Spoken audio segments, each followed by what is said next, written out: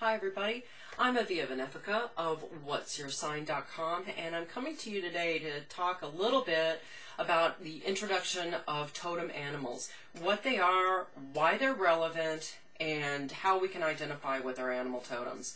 So what is totemism? What are animal totems? At its very simplest explanation, animal totems are a representation of an animal, energetically speaking.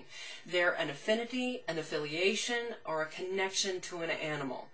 Animal totems and totemism also serves as a unifier for personal or social identity. And animal totems are representative of a person, a family, or a set of ideals. So to put that into practice, if we were to take a look at one of our animal totems, you're going to find that you can identify with that animal because of its behaviors, its environment, its proclivities, its attributes. You can identify with all of those things because either you yourself possess those attributes or you desire to enhance those attributes. And that's what the practice of totemism really is. It's about observing and becoming in tune with our animal kingdom in order to enhance our lives as well as enhance society. So why are animal totems relevant? Well, they shape our lives. They guide our choices. They offer messages, and they offer messages of pure intent. Animals are of a wild, pure consciousness, and they have no ulterior motives. So from observing animal totems and animal energy, we're able to get really pure information, guidance, and messages from them. Animal totems are also relevant because they provide benchmarks for appropriate behavior. If we observe them in nature, we can see how we ourselves can live more noble lives and honor and respect ourselves as well as honor those around us within our communities. So how do we identify our animal totems? Well, you can take a look back into genealogy, back through your family history, and odds are, I'm willing to bet that there is some kind of animal within your family tree that is associated with your bloodline. Family crests are a perfect example. They typically feature a particular animal. The lion, for example, is a common feature on family crests because it represents, courage, assertiveness, and pride in the bloodline.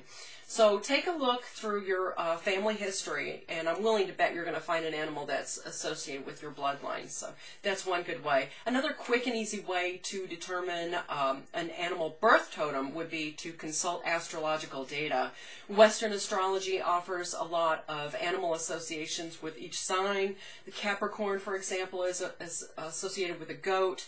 Aries is associated with the ram. Even signs that are not associated with or portray animals traditionally are going to have animals that govern that particular sign, and a little bit of research will open that up to you. Libra, for example, it's the sign of the scale, the symbol of the scale.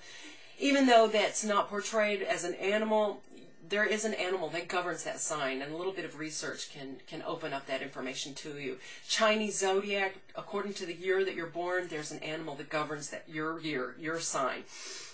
Burmese, Myanmar astrology, depending on the particular day you're born, there's an animal that governs that day of your birth. So just take a look at that, and those might, get you on the jive about your own animal totems.